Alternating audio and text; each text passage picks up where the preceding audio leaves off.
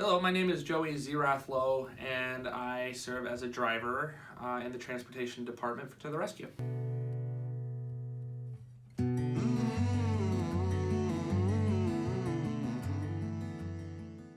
I actually have a disability called cerebral palsy. For me, there were a couple factors that came into play when I got this, when I decided to take this. First off, it was being able to help people. Driving is one of my favorite things to do. My grandfather played a big influential factor because he used to do this in his hometown of Rochester, New York. So for me to kind of be able to do what he did, it's really cool. So, but then I love to be, because I have a disability, I feel like I can connect on a different level from maybe everybody else that doesn't, that I can actually connect with some of these adults and kids with disabilities, just to help them out and to be kind and to show them that, you know, they do matter. So that's the biggest thing, is just making sure that they know that they matter.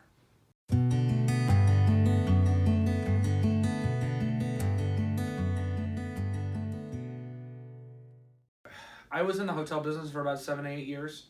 I needed a change of scenery, and I had been driving for Lyft and for Uber. My Lyft and Uber scores were just through the roof because I have a high standard when it comes to driving people around.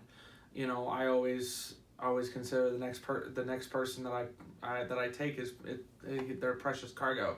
You know, so I took that and applied it to here. You know, it's about them. It's not about you. You take care of them, and it's a rewarding service. So for me, that's exactly what it has been, and the change of scenery has been a wonderful ride so far. So what a year we've had so far as highlights go. I've had a family that I've been taking a client and taking him to one of the day hab centers, and man, he's mobile enough to walk onto the lift, but he's nonverbal, so he doesn't really speak at all. The first few times that I picked him up, he had nothing but a smile on his face.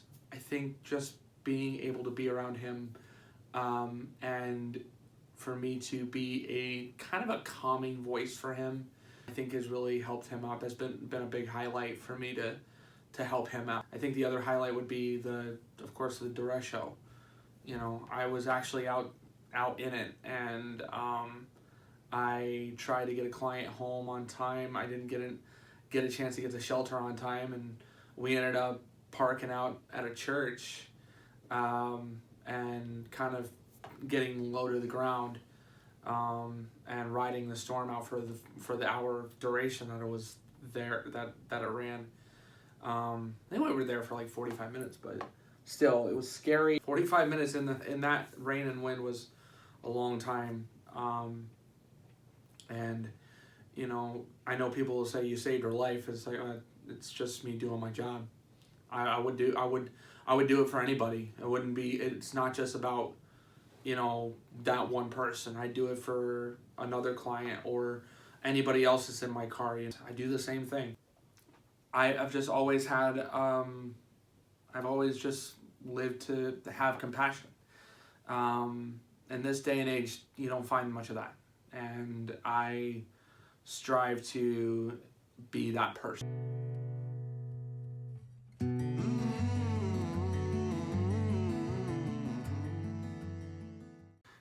It needs a call to your heart. It's got to be a calling to you.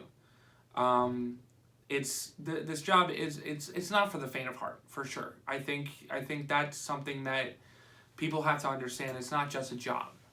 It's something you are helping other people do. You are helping other people live their life to a point where they are not able to live life a certain way, and you have to be able to say, you know, I want to help this person out. It's an amazing job. It's an amazing calling to have. Working with working with my department, Anthony and Ryan, they're a phenomenal group of managers there.